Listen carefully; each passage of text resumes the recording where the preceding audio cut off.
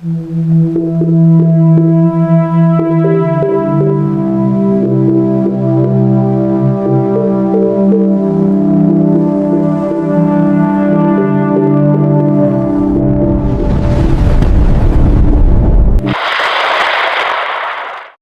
araw po sa inyong lahat. Narito na po ang pinaka-latest nating update sa magiging lagay ng panahon ngayong araw ng Martes, ika-3 ng Marso taong 2026. Sa kasalukuyan nga po, ang low pressure area na ating minomonitor sa may silangang bahagi ng Mindanao ay bahagya nga po itong bumaba yung kanyang track. So kung saan huli nating namamataan sa may southern portion ng Davao Occidental, na kung saan nagdadala ito ng maulap na paporin na sinasamahan ng mga localized thunderstorm. Kaya posible po tayong makaranas ngayong araw ng bagyang maulap na paporin na sinasamahan ng mga kalat-kalat na mga paulan, lalong-lalo na pagsapit ng hapon at gabi dito sa area ng Caraga region at Davao region at Sorsogon, na siyang pangunahing nakakaapekto ang low pressure area at ng hanging amihan na siyang pangunahing ding patuloy na umiiral. Kaya naman, dahil sa bugso nitong hanging amihan, maging alerto lang po tayo sa mga biglaang kalat-kalat na mga pag-ulan, lalong-lalo na dito sa may silangang bahagi ng ating bansa.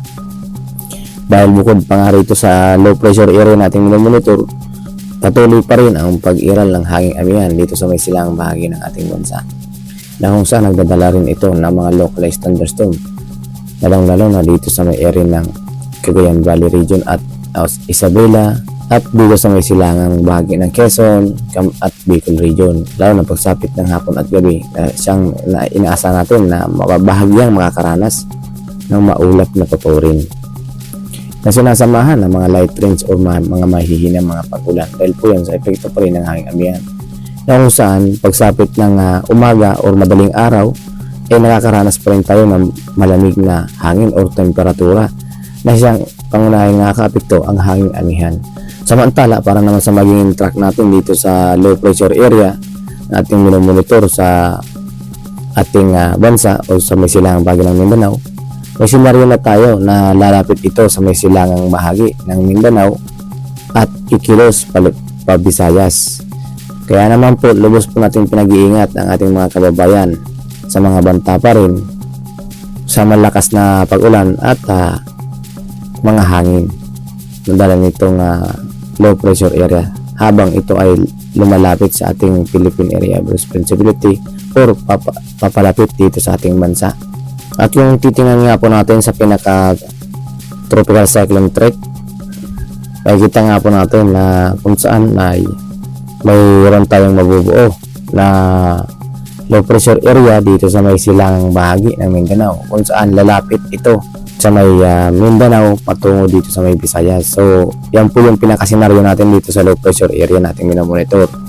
At kung titingnan nga po natin sa pinaka pangalawang senaryo po natin, na kung saan itan natin dito sa Pahilaga ang kanyang pagkilos.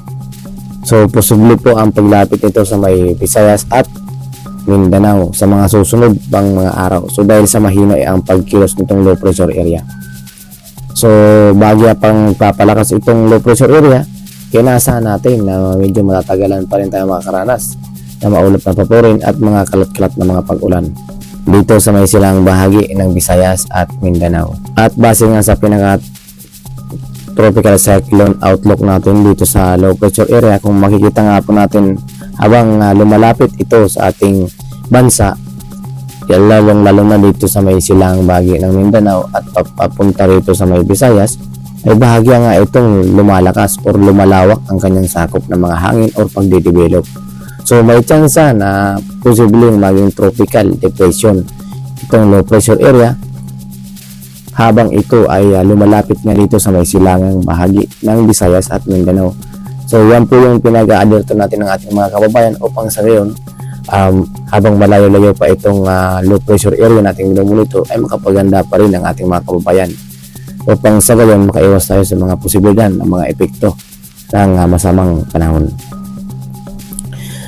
Dahil ang posibilidad na magiging banta ito sa may silangang bahagi ng Mindanao at Visayas. So maging alerto lang po tayo kung ito ba tatawid sa ating kalupaan or lalapit lamang dito sa may Mindanao at Visayas habang palihis o pahilaga ang kanyang pagkilos o pahilagang silangan. So lalapit muna siya, kung may senaryo tayo, lalapit muna ito at bago lilihis. So pasilangan, paliw. So meron din tayong senaryo dito sa tropical cyclone threat potential na posibleng tumawid ang low pressure area. Kung sakaling maging ganap na bagyo itong low pressure area, ay posible natin itong tawagin nating bagyong Kaloy kung ito ay maging ganap na bagyo sa loob ng ating Philippine Area of Responsibility.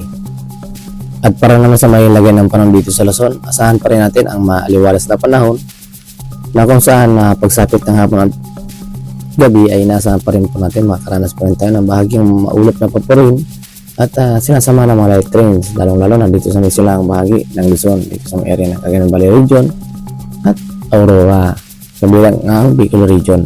Samantalang wala naman tayong inaasahan na mga malalakas na mga pag-ulan na makaka-apekto dito sa Luzon. At para naman sa may agwat ng temperatura dito sa may Legazpi, may inaasahan pa rin tayo na umaabot ang agwat ng temperatura sa 24 hanggang 31 degrees Celsius. Samantalang dito sa may Tugigaraw, 24 hanggang 33 degrees Celsius. 22 to 30 degrees Celsius naman dito sa may Tagaytay, Metro Manila, 24 hanggang 32 degrees Celsius. Samantalang dito sa may Baguio, 16 hanggang 24 degrees Celsius. Lawag, 23 hanggang 31 degrees Celsius. At para naman sa maging lagay ng panahon dito sa may Palawan, Visayas at Mindanao, sa kasalukuyan, improving weather pa rin ang ating inaasahan. Meron tayong inaasahan na maulap na papurin dito po sa area ng Pinagat Islands, Surigao del Norte, Agusan del Norte, Agusan del Sur, Surigao del Sur, at Davao Region, samantap including Sorsogon. Kasi inaasahan natin na siyang nakaka-apekto pa rin ang low pressure area na siyang nagdadala ng mga localized thunderstorm. Kaya naman maging alerto pa rin po tayo dahil sa may outlook nga po tayo na posible pang lumapit itong low pressure area dito sa may silangang bahagi ng Mindanao papunta dito sa may silangang bahagi ng Visayas. So dahil po yan, mayroon tayong climatological track sa buwan ng Marso na ang mga low pressure area or bagyo dito umadaan sa area na ito. So mga mas mataas ang posibilidad na dito mas lalapit ang low pressure area. So maging alerto lang po tayo at maging updated sa mga bagong update namin ilalabas. At para naman sa maging agwat ng temperatura dito sa may Visayas, lalong-lalo na dito sa may Tacloban, may inaasahan po tayong agwat ng temperatura na maabot sa 25 hanggang 31 degrees Celsius dito sa may Tacloban. Samantalang dito sa may Cebu, 26 hanggang 31 degrees Celsius. Sa may Iloilo, 26 hanggang 31 degrees Celsius din. Samantalang dito sa may Palawan, dito sa area ng Puerto Princesa, 25 hanggang 31 degrees Celsius. Ryan Islands, 25 hanggang 31 degrees Celsius. Samantala, para naman sa maging agwat ng temperatura dito sa Mindanao, dito sa may area ng Cagayan de Oro, 25 hanggang 31 degrees Celsius. Davao, 24 hanggang 33 degrees Celsius.